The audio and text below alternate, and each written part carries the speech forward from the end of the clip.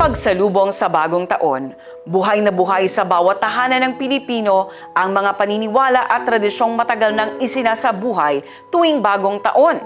Kabilang narito ang paniniwala sa lucky colors at zodiac signs.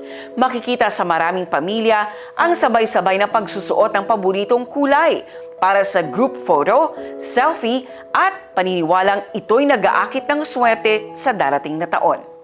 Bukod sa kulay, pinaniniwalaan din ng marami na nagsisilbing gabay ang zodiac sign pagdating sa negosyo, relasyon at pang-araw-araw na pamumuhay.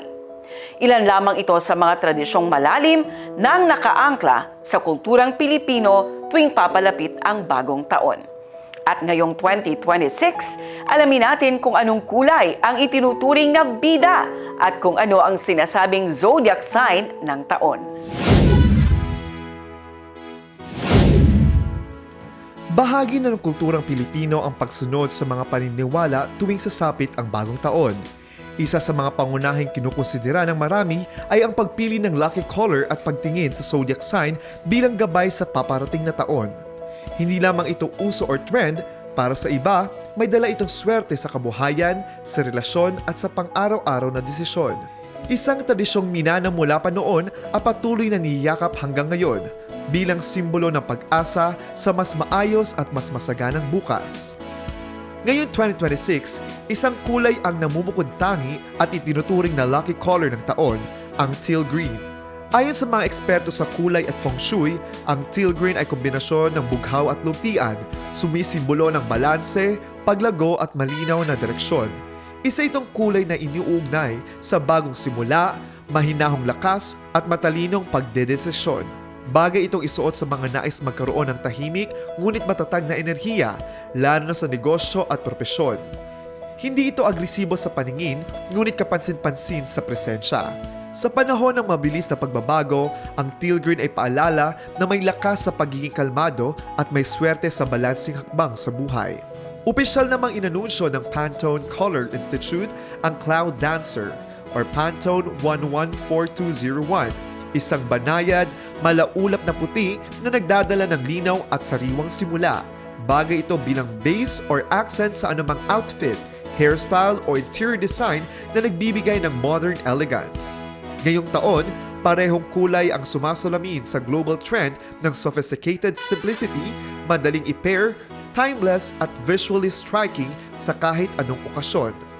Ang mga kulay na nagpapaalala na sa gitna ng mabilis at magulong mundo, may halaga pa rin ang katahimikan, balanse at pahinga, habang tinatahak natin ang bagong kabanata ng ating buhay.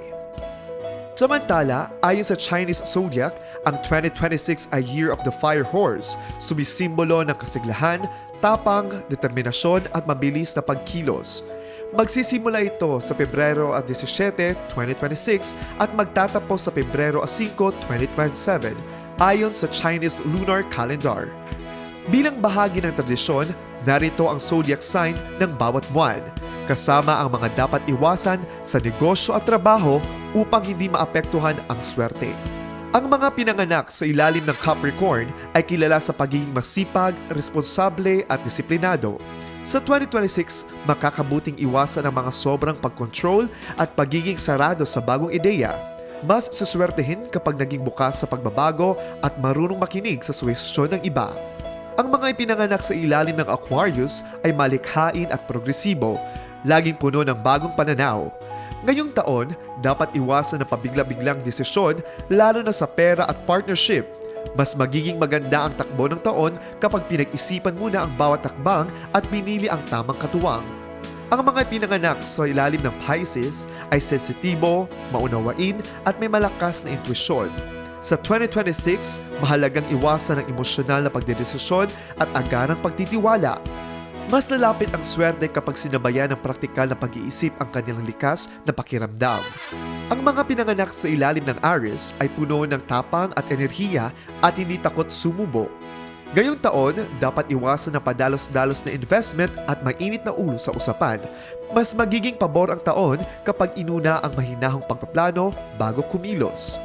Ang mga Taurus naman ay matatag, praktikal at maaasahan. Sa 2026, maaaring maging hadlang ang sobrang katigasan ng ulo at takot sa pagbabago. Masiswertehin sila kapag natutong mag-adjust at yakapin ang mga bagong oportunidad. Ang mga pinanganak sa ilalim ng Gemini ay mabilis mag-isip at mahusay makipag-usap. Mas gaganda ang takbo ng taon kapag nakatuon sa iisang layunin sa tamang panahon. Ang pinanganak sa ilalim ng Cancer ay mapag-alaga, sensitibo at pinapahalagahan ang pamilya at seguridad. Sa 2026, dapat iwasan ang paghalo ng personal na emosyon sa desisyon at sa negosyo. Mas magiging magaan ang taon kapag natutong nagtakda ng hangganan at maging objective. Ang mga pinanganak sa ilalim ng Leo ay may tiwala sa sarili at likas na leader. Ngayong taon, maaaring makaapekto sa swerte ang labis ng ego at hindi pakikinig sa iba. Mas lalakas ang kanilang impluensya kapag pinahalagahan ang teamwork at payo ng kapwa. Ang mga pinanganak sa ilalim ng Virgo ay organisado, masinop at detalyado. Sa 2026, iwasan ang sobrang pag-overthink na nagdudulot ng pagkaantala. Mas magiging matagumpay ang taon kapag natutong magtiwala sa sariling desisyon at kumilos agad. Ang mga pinanganak sa ilalim ng Libra ay mahilig sa balanse, patas at maayos na relasyon. Ngayong taon, maaaring makaapekto ang pagiging indecisive sa mahalagang usapin. Mas suswertehin sila kapag naging mas determinado at malinaw sa mga desisyon. Ang mga pinanganak sa ilalim ng Scorpio ay malalim mag-isip at determinado. Sa 2026, iwasan ang sobrang pagiging lihim at kakulangan sa transparency, lalo na sa trabaho at negosyo. Mas magiging pabor ang taon kapag pinairal ang katapatan at malinaw na komunikasyon. Ang mga pinanganak sa ilalim ng Sagittarius ay masayahin, adventurous at optimistic. Ngayong taon, maaaring maging hamon ang labis na pagkuha ng risk ng walang sapat na plano. Mas lalapit ang swerte kapag sinabayan ng maingat na pagpaplano ang kanilang likas na tapang. Ang mga ito ay batay sa paniniwala at tradisyon na matagal ng bahagi ng ating kultura. Nagsisibi lamang itong gabay sa pagsalubong ng bagong taon. Isang paalala na sa huli, tayo pa rin ang humuhubog ng sarili nating kapalaran sa pamamagitan ng tamang desisyon, sipag at malasakit sa isa't isa.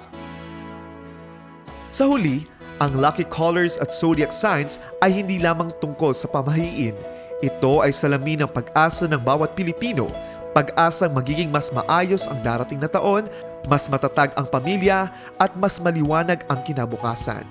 Anumang kulay ang ating isuot at anumang paniniwala ang ating yakapin, ang tunay na swerte ay nagmumula pa rin sa sipag, tamang diskarte, pananampalataya at pagkakaisa.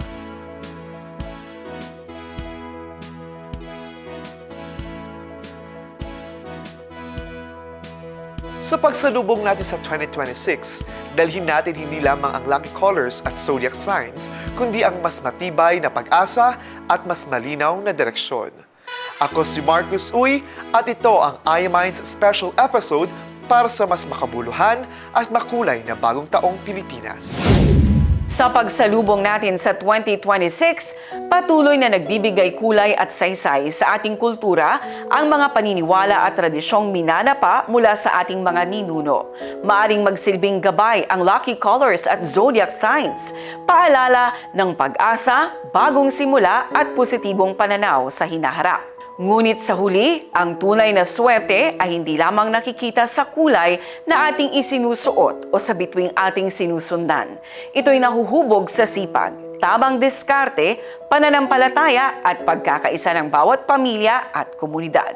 Ano man ang ating paniniwala, sama-sama nating salubungin ang bagong taon ng may bukas na isipan, matibay na loob at pananalig na ang 2026 ay magiging mas maliwanag, mas makabuluhan at mas mapagpala para sa ating lahat.